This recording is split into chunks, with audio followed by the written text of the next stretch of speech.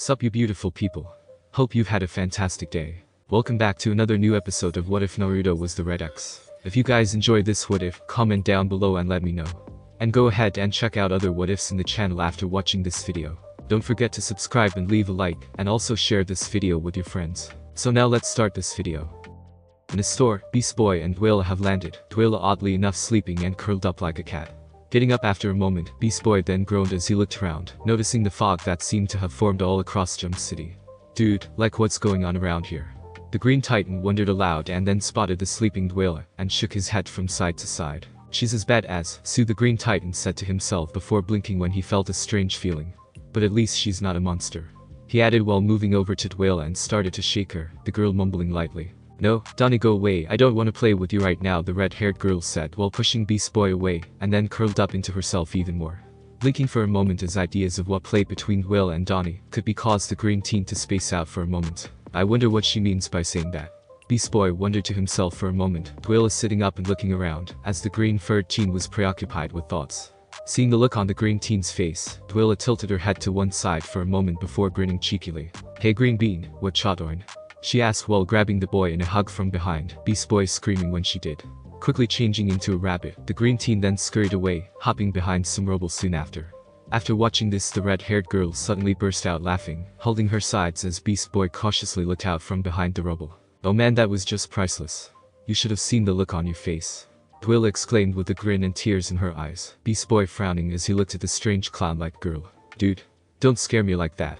Beast Boy shouted at Twila, and she snickered before looking around and raising a brow at all the fog. Okay, from the looks of things the author has set up some ultimate evil scenario, and we're about to be attacked by something, Twila noted while flipping to her feet, then watched on as the shadows around them rose up.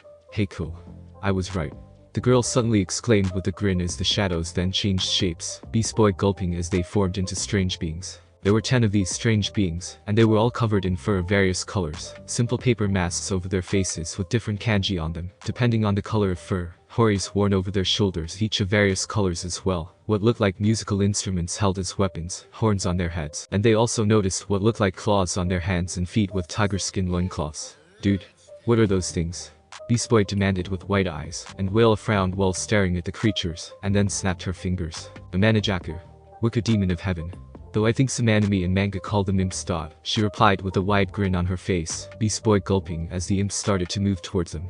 Yeah, they're really mischievous little devils, and are the spirits of contrariness and perversity. They also like to drink sake, and really like to torment and frustrate people. Twila explained with a nod of her head, arms crossed over her chest, while the Amanajaku surrounded them. Twila, what are we going to do? Beast Boy asked, and the red-haired girl frowned in thought for a moment before snapping her fingers. I know. Let's give them some sake. That should stop them. Twila decided with a wide grin across her face, and Beast Boy gaped at the girl in shock. And if it doesn't stop them, at least it'll make them drunk. Twila then added, and Beast Boy slapped his face, while the Amanajaku looked to one another, having clearly understood the word sake. Dude. Like where in the hell do you expect us to find sake for those things? The world has pretty much ended already. Beast Boy demanded, and Twila reached back into her backpack and produced a bottle of the said beverage. Oh, why are you carrying sake around with you? Beast Boy asked the girl with a raised brow, and the clown girl snickered for a moment. Are you kidding? This stuff is awesome. She replied, and Beast Boy fell over even as a kanji for gluttony appeared in flames around them. Meanwhile, standing atop the tallest remaining tower is Dr. Fate, the man's arms crossed over his chest, while Etrigan sits next to him silently. This is most troubling. Etrigan the beast seems to be transforming the negativity it has absorbed into monsters to do its bidding. The gold-helmeted man noted while looking at the numerous kanji that had appeared around the city, Etrigan nodding his head silently at his side. Would it be that you know more than you seem? Please answer, if you know, what these strange symbols mean, Etrigan pleaded, and Dr. Fate crossed his arms over his chest while looking down upon the world. I do indeed know what those symbols mean, my friends, and it is very simple to explain. Dr. Fate replied before throwing his arms out, his cape flowing in a light breeze as he did so. Pride, greed, lust, wrath, gluttony, envy, sloth, cowardice, and betrayal. All sins that this evil beast has somehow changed into monsters, Dr. Fate noted mostly to himself as he looked at the kanji around the city. Such a terrible power it has, my friend, it almost seems as if this shall be our end. Etrigan replied with a frown, and Dr. Fate nodded his head in agreement before looking around as flames rose up around them.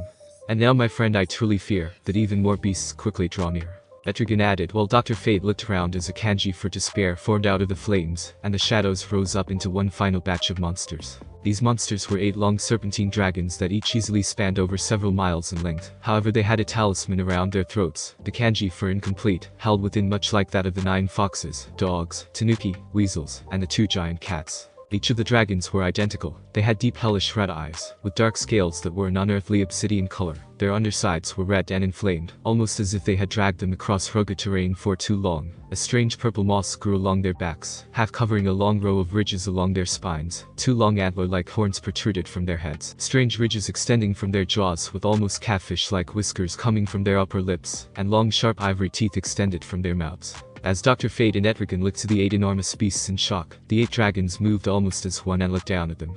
The beasts seemed to narrow their eyes before suddenly rearing back their heads, and unleashing a hellish roar towards the 2 heroes. Pits of hell. Naruto mentally twitched as he, Itachi, and the demon raven slowly sidled along the wall towards the towering demon lord, and I.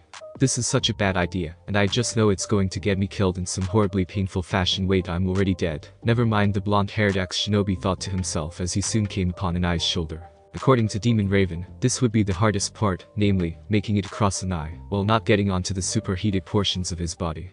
Thus far it was working out fairly well. They had made their way up the sides of the chasm, and then slowly worked their way onto the Demon Lord's shoulder. Now was the real hard part in Naruto's opinion, figuring out how to make the enormous demon go where they wanted him to.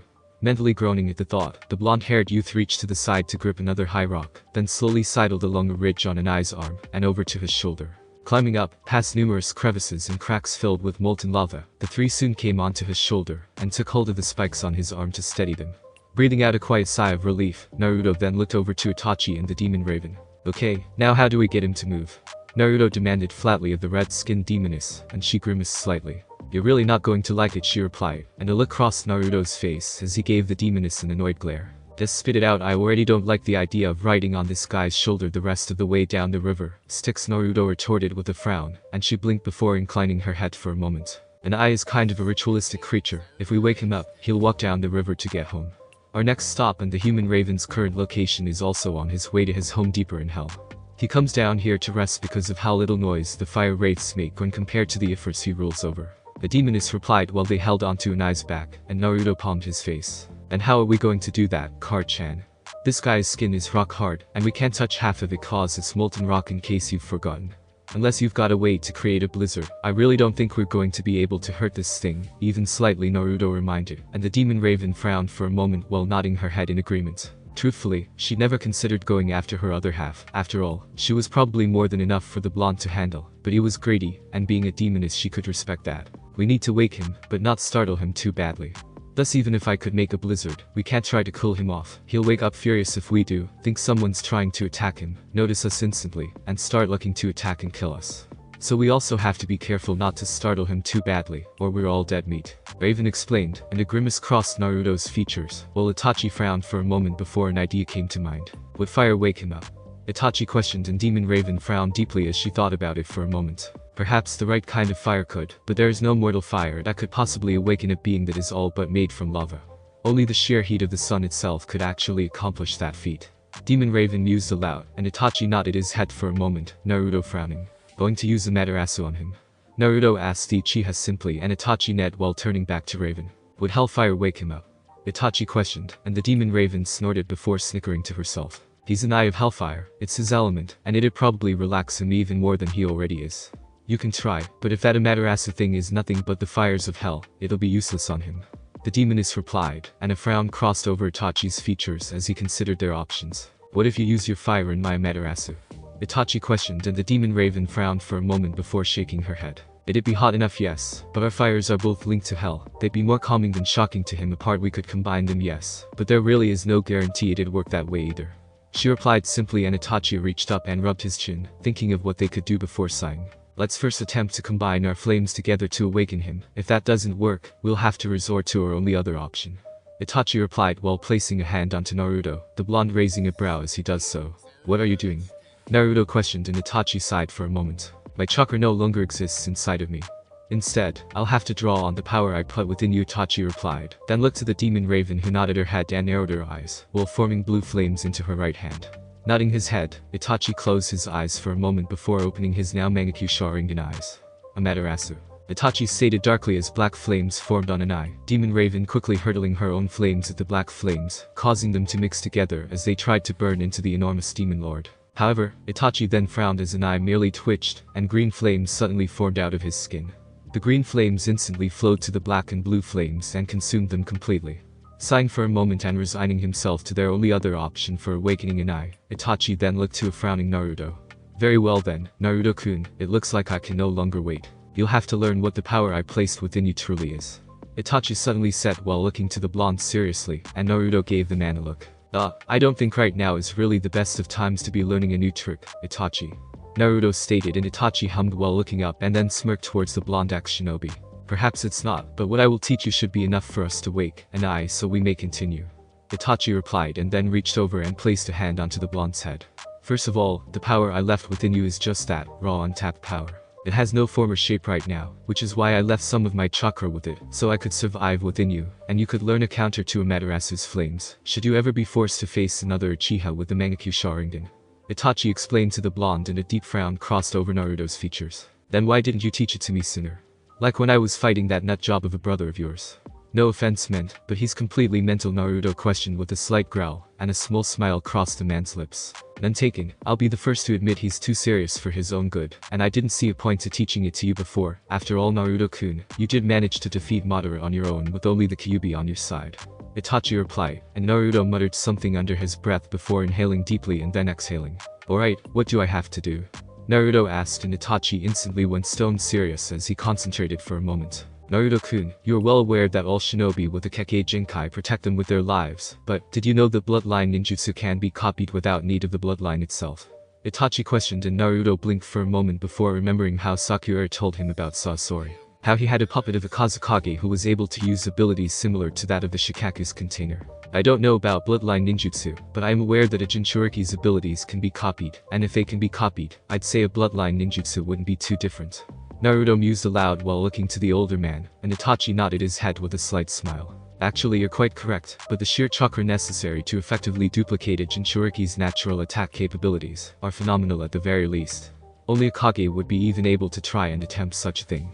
Itachi replied and then took a deep breath as he continued to concentrate his remaining chakra that was within Naruto. Now then, Naruto-kun, what I am going to do is help you to recreate the Amaterasu's fire without my Mangekyo Sharingan, thereby, the flames should be the same, and yet different, thus a perfect counter to them, and a way for all three of us to attack an eye with our fires.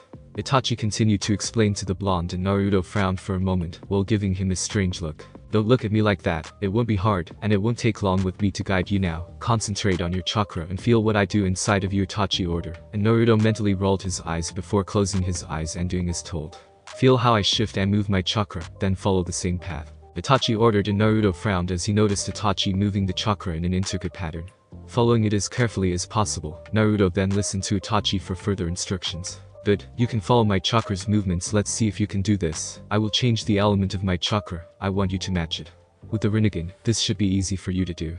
Itachi stated, and Naruto mentally nodded as Itachi first shifted his chakra to water. Frowning for a moment, as he almost used no real water jutsu, and his natural lightning element chakra was apposed to it, Naruto concentrated and finally managed to feel out the transition to water chakra. As he did, his pale blue chakra became clearly visible to both Raven and Itachi. But now this one. Itachi ordered, and Naruto felt a warm feeling, thus figured it was fire chakra, a common trait of all Uchiha.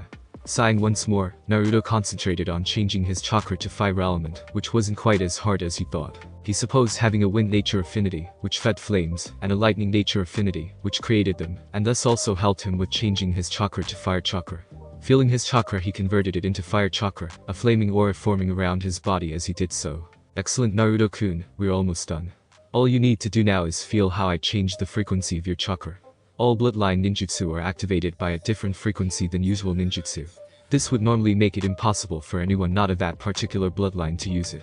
You however have the Rinnegan, which allows you to use any technique you want. So, feel what I do with my chakra and follow it exactly. Itachi explained, and Naruto nodded his head silently, even as Itachi activated his Mangekyo for the first time in a long time. Amaterasu. He stated coldly while looking up to the Demon Lord's head, inwardly making it a point to really slow down what he was doing to allow Naruto to feel the difference in how his chakra moved and acted now when compared to before. As he did, the familiar black flames suddenly appeared on an eye, the Demon Lord merely snoring as his green flames rose up and consumed them. Grunting and blinking back tears of blood for a brief moment, Itachi released Naruto before he reached up to wipe the blood from his eyes, before looking to the blonde. "Now you try, Naruto-kun." Itachi then ordered, and Naruto concentrated on the odd sensation he felt when Itachi created the Amaterasu flames. Kneeling down, Naruto closed his eyes and then clenched his right hand into a fist as he felt out his chakra. Feeling a sudden pulse, the blonde reared his arm back before suddenly slamming it down into the ground. "Alright, here we go," the blonde declared as pure white flames suddenly surged forth from his fist, then quickly trailed out and into the many crevices and cracks that were part of Anai's body. Anai merely grunted as the flames appeared, his own green flames surging forth and consuming the ivory flames. However, Itachi noticed it was at a significantly slower pace than his or Raven's flames had been consumed. Opening his eyes to see the white flames, Naruto gaped in shock for a moment, even as a low grumble echoed from Anai, and they fully vanished. "Interesting, it would seem that you messed up the frequency, however you still managed to summon some kind of fire. We'll have to look more into it later," Itachi mumbled while Naruto looked at some flickering flames dancing on his fingertips. "Is that why they're white?" Naruto wondered aloud even as he moved his hand around for a moment, the demon raven leaning over to look at the flames. Even as Naruto shook his hand, the flames slowly going out as he did. "Impressive, the fires of heaven to counter the fires of hell," the demon raven said with a nod of her head, and Naruto turned and looked at her in shock. "Wait, you mean to tell me I just channeled heavenly flames or something?" Naruto questioned of his semi-girlfriend. What, she was technically only half of Raven? Yes. White flames represent the Archangel Michael, Anai's natural counter and enemy in heaven. The demon raven replied simply, and Itachi raised a brow for a moment before deciding not to look too into it. "Regardless of that, this is a new ninjutsu currently unique to you, Naruto-kun, so I believe that you deserve to name it as well," Itachi reminded the blonde-haired youth, and he blinked before nodding his head with a slight frown. "Then I guess I'll call it Shiranui. Unknown fire," he replied with a grin, and Itachi chuckled lightly, easily understanding why the blonde thought that name was appropriate for the admittedly odd white flames. "Fine," he named it. "Now let's get moving before our collective friends are eaten alive, and I have to live under my father's rule for the rest of eternity." The demon raven reminded with a shudder of disgust at the word father she'd used for Trigun, which made sense to both Naruto and Itachi, given the girl's relationship to the enormous demon. "Very well then, ready Naruto-kun?" Itachi questioned, and Naruto nodded his head while flexing his right hand for a moment. "Then attack," Itachi ordered while placing a hand onto Naruto's shoulder and activating his Mangekyo Sharingan once more.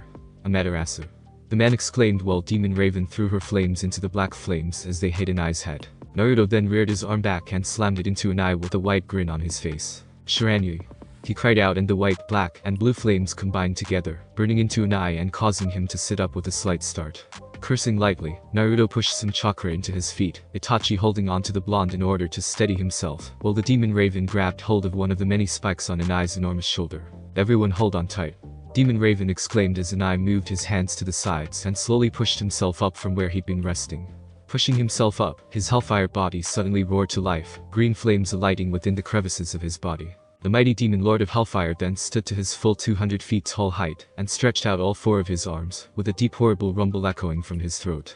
His three hellfire green eyes also opened as he looked forward, wings stretching out for miles, while Naruto gulped audibly with no small amount of fear. "I really don't like this idea," Naruto muttered even as Anai moved forward, the swirling tail of fire that replaced his legs moving along the lava and down the enormous cavern, the three holding on tight as he went. Looking to Demon Raven for a moment, Naruto saw her twitching and holding on for dear life, Itachi keeping a hand on his shoulder, just to use the minuscule amount of his chakra within his body.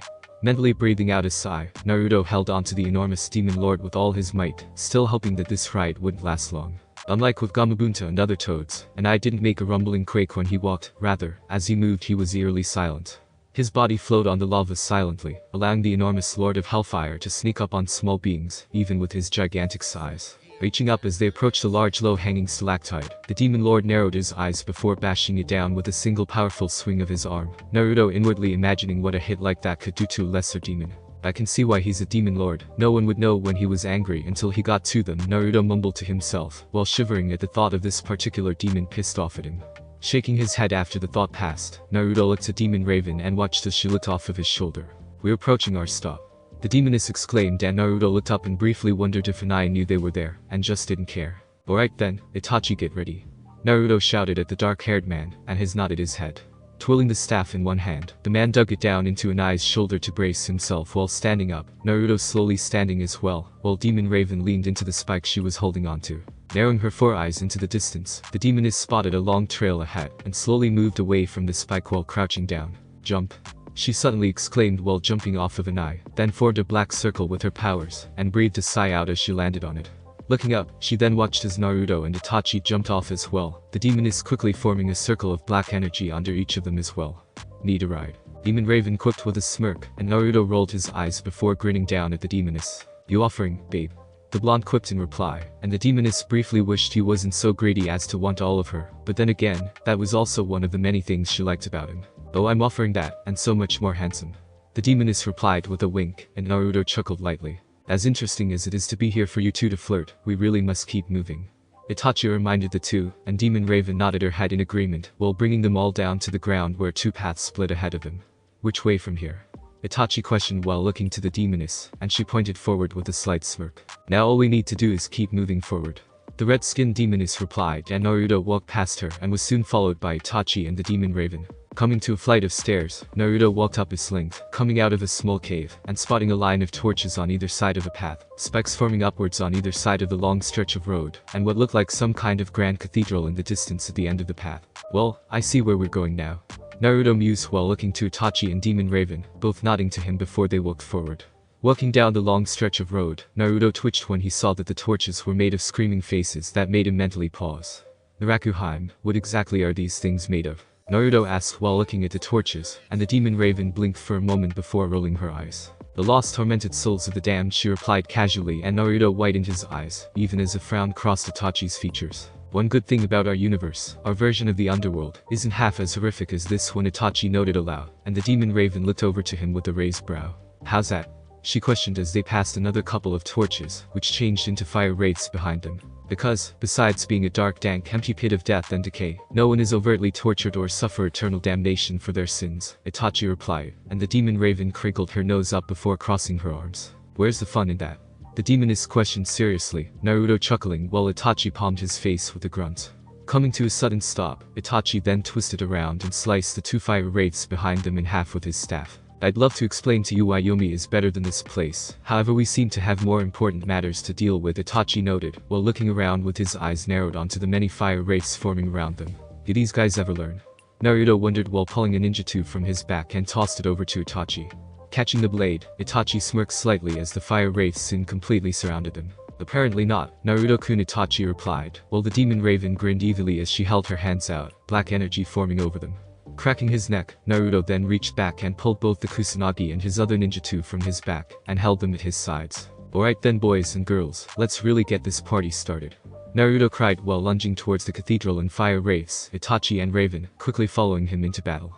Twirling his blades in his hands, Naruto then swung the weapons, cutting an X through the beast as he passed. Itachi then lunged ahead of him and twisted around into a swing, slicing the next wraith in half. As he did, Raven grinned darkly and formed a ray of obsidian energy into her hand before throwing it forward, the beam tearing through two more fire wraiths as Naruto passed her. Grinning to himself, the blonde then pushed his chakra into his blades, before forming the flames of Shiranui overtop them.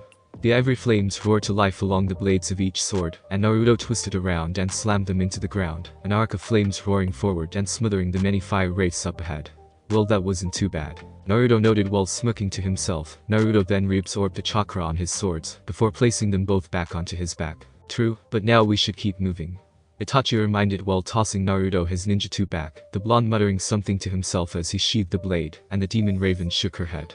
Walking up to the cathedral, Naruto raised a brow at the door, scowling when he saw the familiar S-shaped rune over it. Deciding not to ask why that was on the door, the blonde-haired teen brought his leg back, and then kicked the door open, revealing the inside of the cathedral to them all.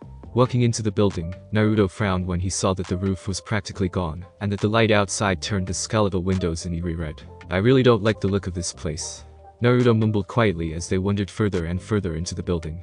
Mentally wondering why Raven's human half would be in a place like this, Naruto then shook his head and narrowed his eyes. Kar-chan, Naruto called out while walking down the aisle of the cathedral, Itachi looking around as well, while the Demon Raven rolled her eyes. You do realize that since I embody half of Raven's collective being, that since I am brave and fearless, she would be meek and cowardly. The Demon Raven reminded, and Naruto blinked before nodding his head as that made sense. Looking around, Naruto saw something over to the side and narrowed his eyes. What's that? He wondered aloud and saw a grey-cloaked figure suddenly move away, rushing down the aisle.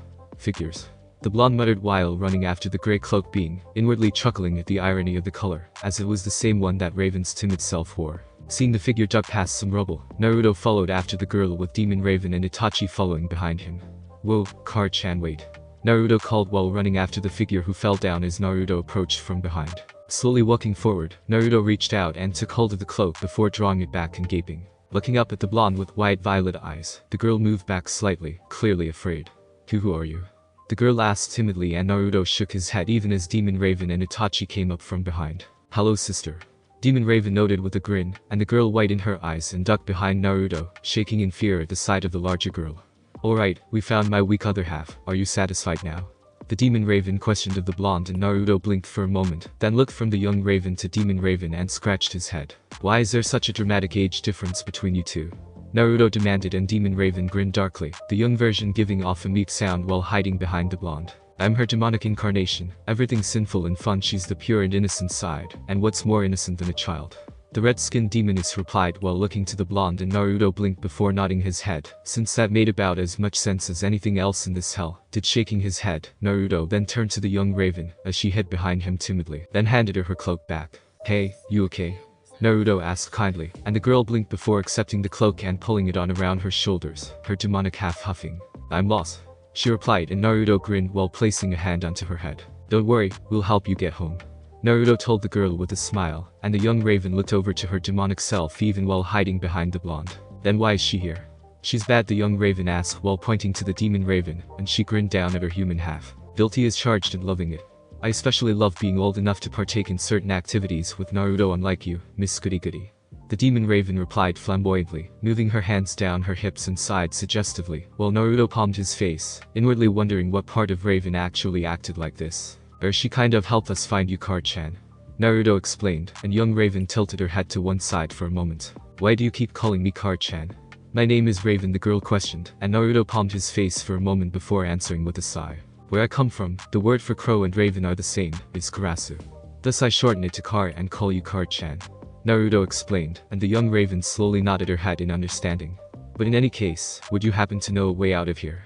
Naruto asked, and the young Raven shook her head no, a frown crossing the blonde's lips as she did. Muttering to himself as he stood up and the young Raven gripping the edge of the blonde's coat, Naruto looked around and saw Itachi looking at a wall with a hand on his chin. "Yo, you see something, Itachi?"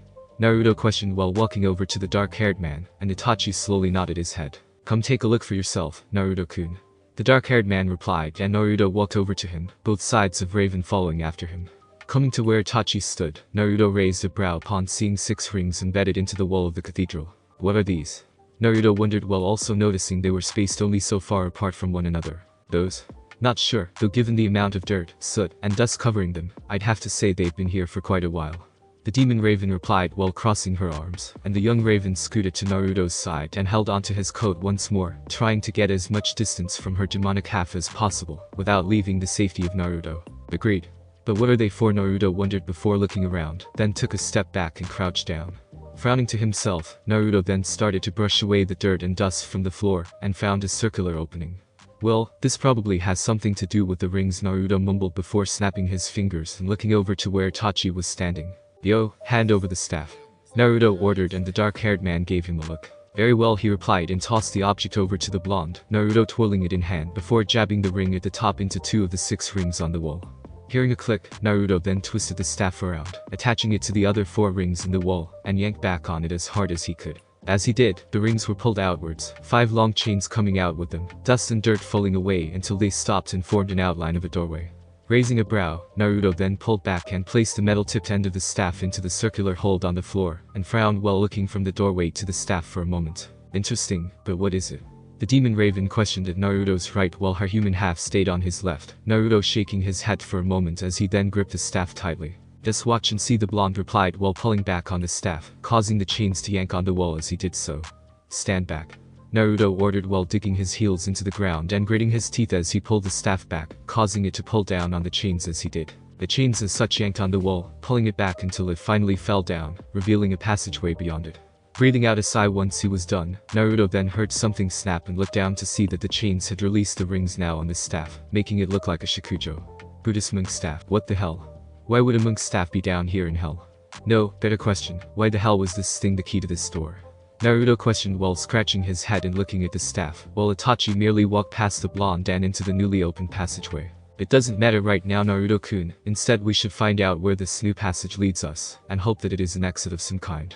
Itachi reminded, and Naruto blinked before nodding his head, walking over to Itachi with the two ravens following behind him, as he carried the ringed staff in one hand, both the kusanagi and it pulsing as he did so. Orochimaru walked behind Slade with an amused look across his features, nearly laughing as Slade slipped on a loose rock and slid down to the ground below. "Oh, how the mighty have fallen, Slade." Orochimaru mused to himself with an amused smirk on his face, before sliding down behind Slade. Looking down at the man for only a moment, Orochimaru then saw two possible paths, and then grinned when he felt Naruto's energy signature over to the side. Good, so little Naruto-kun is still alive, in a manner of speaking. It'd be oh so boring in this world if he wasn't around to entertain me, Orochimaru mused to himself, as he then turned to Slade as he climbed to his feet. This is why I seek immortality, dying would be such a bother. Orochimaru mused, and Slade glared at the man as he leaned down and looked him straight in the eye. It makes you desperate, weak, vulnerable, Orochimaru listed before reaching forward and lifting the man by his bandolier, Slade twitching as he did so. I could almost pity you, if it wasn't so amusing to see someone like this, Orochimaru mused while releasing Slade, the man landing on his feet and brushing his arms off. I'm so thrilled to see you're overjoyed by my weakened state, but we still have to move forward. Slade reminded the man, and Orochimaru merely shrugged his shoulders while crossing his arms. Now come, what I seek is in a slightly hotter place. Slade suddenly added while walking along a path to the side, Orochimaru silently following behind the man, as they made their way into the depths of hell.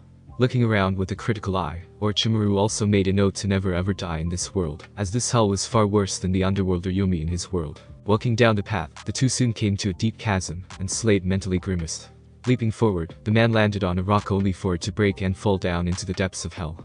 Shaking his head silently, Orochimaru jumped down and ran along the side of the chasm's walls with a smirk on his face. If nothing else, this journey into hell is amusing. The Serpentine Man mused inwardly before chuckling as Slade fell off of his rock, slamming into the sides of the chasm's walls before finally hitting the ground, sending his mask sliding to the side. Moving down gracefully, Orochimaru jumped down from rock to rock nimbly before flipping in midair and landing in a low crouch. Smirking slightly, Orochimaru turned to where Slade was crawling towards his mask and shook his head. How remarkably pathetic to think you could fall this far. Orochimaru mused even as Slade got up and leaned into the side of the chasm's wall, giving the serpent-eyed man a glare as his only response. Shaking his head without placing his mask back on, Slade then placed a single hand onto the side of the wall, and journeyed deeper into his steps, Orochimaru following behind the man silently as he did so. Jump City. The Jubi no Yami watched on with a grin as the many heroes across the city faced the monsters it had called forth. Most amusing indeed. These mortals do provide excellent sport. Though their fight, like their lives, is pointless, the Jubi mused to itself while lying down, resting its body and absorbing even more negative energy from the dying world around it. However, it then narrowed its eyes, as its massive fifth eye seemed to glow bloody crimson, a wicked grin spreading across its features. Ah, so my former container and Trigon's daughter are both still alive, in some sense of the world. How very amusing, though only remnants of ravens still exist. This little rescue of Naruto's poses me little threat.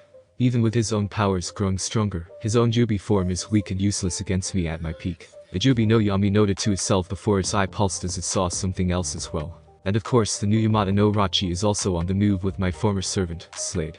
What do they think they can accomplish? Retrieve Slade's flesh and then what, attempt to attack me? Such foolish creatures these mortals are proving themselves to be, the Jubi thought to itself while shaking its head silently, then yawned loudly, looking back to the three groups moving further and further towards the end. Even with Naruto and Raven's two halves together, they are too weak to face the true power of a Jubi. Let alone myself. I was the Kyubi, the nine-tailed beast, but I was also the portion of my being that remembered myself as the Jubi. I've spent centuries trying to reobtain my former glory, from absorbing the negative energy of my first world, to possessing Trigon, always in order to regain my true glorious form. Even should they come to fight me, I will not give up this power so easily. The Jubi said to itself before its eye pulsed, and he looked upwards, frowning when he saw a large black bird heading his way. The black bird, however, was clearly not a normal forest raven of any kind to him, though it was no bigger than one nor any different in shape. Its eyes gave off a brilliant golden glow like that of the sun itself, its body covered in numerous bone-like plates, much like Naruto's Jubi form was. Reddish-orange markings lined its sides and wings, and it had 3 legs, with the middle leg holding onto a strange sphere being the strangest part of the creature. Ah, so I see her pet has decided to make an appearance in this world as well. To what do I owe this pleasure, Itagarasu? A-span Crow Raven, the Jubi questioned while the 3-legged bird landed on a metal pole and glared at him, before a shrill caw echoed from his throat. Chuckling lightly as the bird looked at him angrily, the Jubi grinned darkly while crossing his paws. Don't get high and mighty with me, bird, you're less than powerless in this world.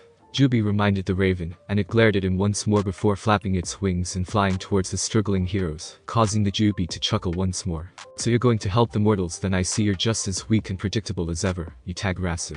Jubi said with a shake of his head, and then yawned while laying his head down. You can do whatever you like, in the end, it won't matter what you do, this world is mine now. Jubi declared while closing his many eyes and slowly falling into a deep trance-like state to absorb even more power. Thanks for listening. I do hope you enjoyed. If you want the next part of this video, like, subscribe and comment down below, and turn on the bell notification. And also check out other videos that I have created and enjoy. See you in the next video. Peace.